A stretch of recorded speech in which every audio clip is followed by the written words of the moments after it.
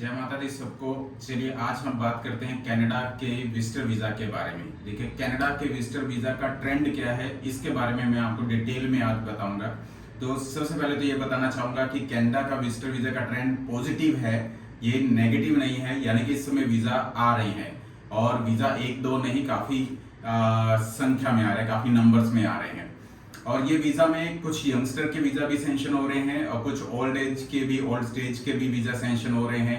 अब किन लोगों के ये वीज़ा सेंशन होते हैं उसके बारे में पहले बताना चाहूँगा। देखिए वो लोग जो अपनी प्रिपरेशन कुछ टाइम पहले से कर रहे हैं, उन लोगों के वीज़ा कनाडा एम्बेसी अभी भी सेंशन कर रही है। हाँ, अगर आप इंस्टेंटली कहते हैं कि आप आते हैं और कहते हैं कि इंस्टेंटली कल फाइल लगा दीजिए, डॉक्यूमेंट्स हम लोग एक दो दिन में रेडी कर देंगे, तो आपके वीज़ा ट्रस्ट में इस टाइम पर आपके सेंशन नहीं होंगे। इस टाइम पर आप वीज़ा अप्लाई ना कीजिए। एक बहुत ही कॉमन सेंस की बात होती है कि आप लोगों को कोई भी एजेंट आता है और आप कहते हैं कि वो आईटीआर मांगता है और आप कहते हैं कि आईटीआर मैं अभी जाकर सीए से फिल करवा देता हूं और आपको कल या परसों तक मिल जाएगी।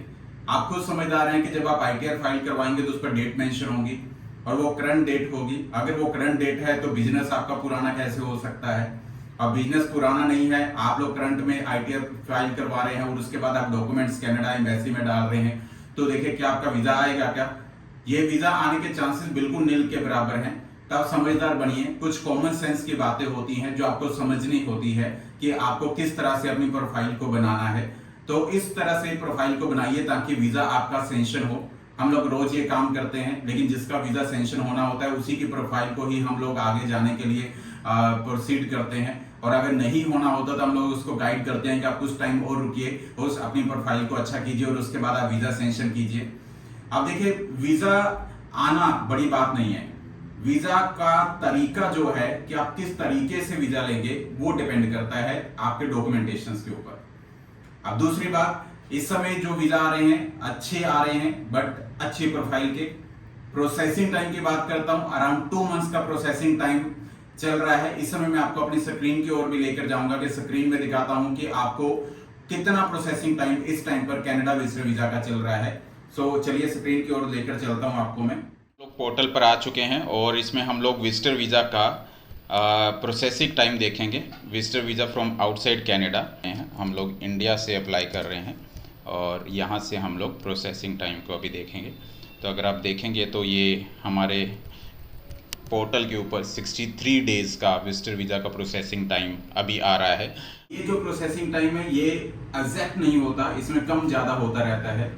एक रिकमेंडेशन अगर आप मेरे पर ट्रस्ट करते हैं तो वो ये है कि जब भी आप फाइल लगाते हैं और आपका प्रोसेसिंग टाइम क्रॉस कर जाता है जो एग्जैक्ट कनाडा एम्बेसी का प्रोसेसिंग टाइम जो अभी मैंने वेबसाइट में दिखाया, तो आपका पर्पस ऑफ ट्रेवल यानी कि डेट ऑफ ट्रेवल अगर आपकी जा चुकी है तो आप उसको अपडेट करवाइए।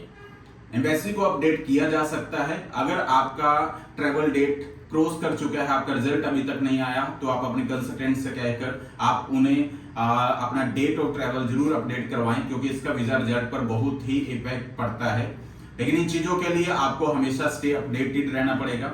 अपने कंसल्टेंट के पास जाकर आप उनके साथ अपडेट रहिए। आप खुद अपने वीजा को देख सकते हैं कि आपके वीजा में क्या चल रहा है। एम्बेसी में फाइल डॉक्यूमेंटेशन में आपका बायोमेट्रिक के बाद किस तरह से प्रोसेसिंग आगे चल रही है, कितना अपडेट हो रहा है।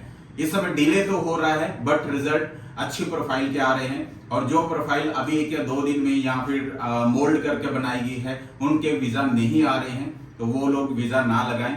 तो ये सभी बातें थी जो मैं आपके साथ शेयर करना चाहता था। अच्छी चीजों के लिए, अच्छे डॉक्यूमेंटेशन के लिए और कनाडा जैसी कंट्री में जाने के लिए, और वो भी बहुत कम खर्चे में, आप मेरे से मिलिएगा।